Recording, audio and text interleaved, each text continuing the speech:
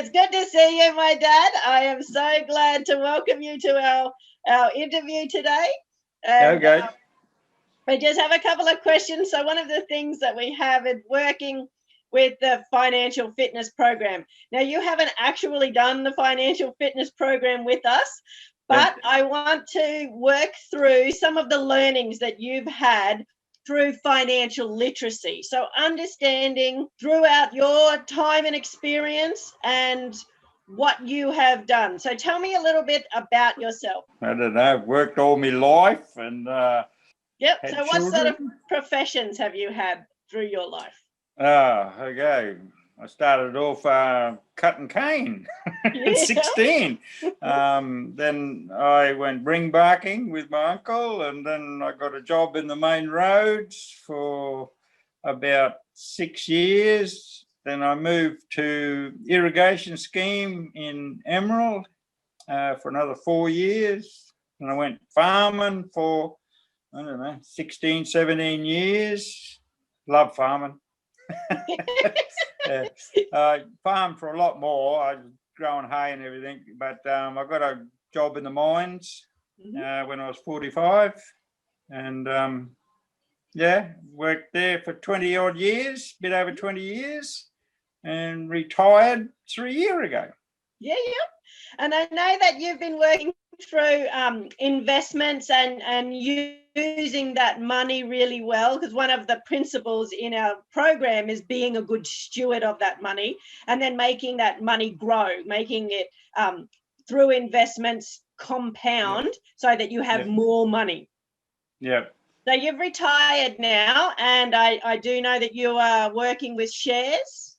Yes. So tell me a little bit about why you chose shares. What is it about that attracted you as an investment? Okay. When I was working in the mines, I got friendly with the guy that was working in the mines, and he was buying shares and investing and things like that. And I started doing that. Then the company I worked for, which was Rio Tinto, and then they brought in a scheme where you could put so much money aside and buy shares every year. Okay. And so like an employee benefit type thing. Employees benefits, yeah. It was a good scheme. It was, and I did that for about 15 years. About 14 years, I think it was. And so I built up a good little nest egg there. And then when I finished work, I've been dabbling in shares, yes. Not doing a lot, but I'm still dabbling in them. Yeah. And why have you found that investment, that continuing dabbling, is helping in your family income and looking after your retirement? Tell me a little bit about that. Well, I think some time in your life you will find that you look forward instead of living today, so you look forward to, okay, I'm going to retire. What do I need? How am I going to live? And all that sort of stuff. So, you start putting money away for that, because if you notice, everything increases in price every year. Definitely. So you've got to accommodate for that. So you've got to have a 2% or a 5% increase every year to compensate for that. Yeah, just to keep up with inflation. To keep up with, what's ahead of you, yes. Yeah. And that's what I've done. And, it's working for me. Yeah. I love that. That is awesome. And I'm sure that a lot of our viewers will love that too, because so many of them are working towards this. They're getting out of survival mode. We're working to make sure that we are starting to plan for that nest egg and that it's actually compounding. Because even now I hear, it used to be you've got to make sure you've got $1 million in cash type thing for your retirement, but now it's more like $2.5 million to live comfortably on an income with a lifestyle that is comfortable. Yeah. You know, your super's all right. You know, you got to look at your super also. And I didn't know at the time, but I found out the last 10 years that you can add to your super. So if you're saving money and you can actually put so much more into your super if you want to. Yep. So that builds a bigger nest egg too, you know. Yep, definitely. Yeah, so something you got to look at also. Yeah. Yeah. I didn't know that when I was doing it. Otherwise, I'd have done that too. Yeah. Yep. You know. Yeah. And making that money work for you, so that you've got those compounding, those snowball that gets bigger and bigger and bigger. Yes. It's like buying shares with a reinvestment scheme. Okay, so your dividends go back into buying more shares. Yep. Okay, so if you don't need the money, let it accumulate, you know. Yeah, that's what I've done. Yeah. And then with that then, because I know there's quite a few people that have been watching the share market and some volatility. When you're doing your investing and you're working with the stock market, how do you weather the changes that happen in the stock market? Okay, it's pretty hard to predict the stock market because, you know, like we had Corona, bang, it dropped, just fell out of the bloody sky. But it's hard to predict what it is. What I'm doing with my shares is I'm just holding them longer, and I'm getting the dividends off them. So there's an income coming off them. So the secret is to buy shares that you can get dividends off. That's what I find, and hold them a bit longer. Yep. You know, so I cannot predict the stock market. I've done all the big cycles and everything else. I know there's an 18-year cycle. I know there's a 50-year cycle. The big cycles, like we're just going through now, is a 100-year cycle. Okay, so there's big cycles.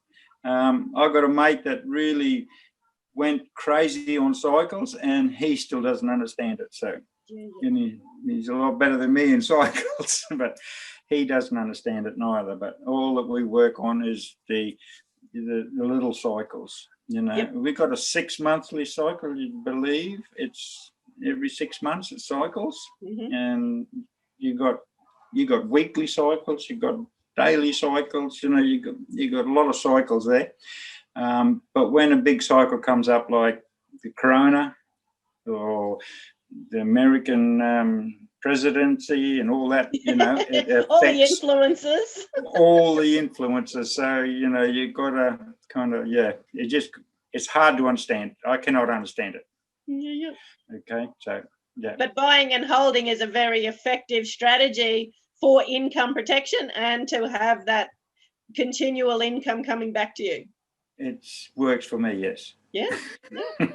And that's a good thing because, some of my friends are all about, come on, just the short game. We just want in and out. We want to, you know, make our money and come out. And it works for them. But, you know, different things for different people and how they're benefiting from the stock market. I'm a big fan of buy and hold because it's about having those assets working for you, that money compounding. Yeah, that's how I see it. Generating income. Yeah. Yep. No, lovely. Yep. And I know that you encourage strongly for your children to learn these things. So tell me a little bit about that. How many children do you have? I have 7 girls. That'll keep you busy, my dad. Yes. I'm encouraging my daughters to look to the future, have a saving account and save money, buy stocks or put it into their super, you know, for the future. Yes, don't touch it. Yep. Yes, that's what I encourage. But whether they listen to me or not is nothing. The joys of free will. And I know, my dad, you have plenty of free will daughters. Yes, no, there's a couple that's really looking good. So I'm happy with them. You know, I'm looking at one now, so, you know, they're out there doing it, you know. And it is important because I know for my children too, teaching them to take care of their future and investing in themselves is an important thing. Yes, it is important. And it is, and that's one of our financial fitness program principles. Out of the 47 principles, one of them is teach your children how to save the money. And yeah, it's important to have that for the future. So it is, yes. Because our children will be paying off the debts of today. The government has insured that, and it's going to be very scary. I know for me, like my generation still think about the pension. I know when I finally get there, it won't be there. I won't have that as an option, and it'll be my super only and whatever assets that I have to continue my security in the future. When I hate to think about what it'll be like for my children when they get there, the cycles and the internet and the access to information is changing so fast. Yeah. And is there anything else you'd like to offer about financial literacy, the importance of it for you and your family? It's just about thinking about it. It's got to be part of your process in getting old. I think, when you're young, you don't think of anything like that. The older you get, you start thinking about, what's the future, and the future is unknown, as you know. You just got to start thinking about it and put things in place. For it, yes. Yeah. Awesome. Well, thank you very much for your time, my dad. I really appreciate it, and I love you heaps. You're welcome, daughter.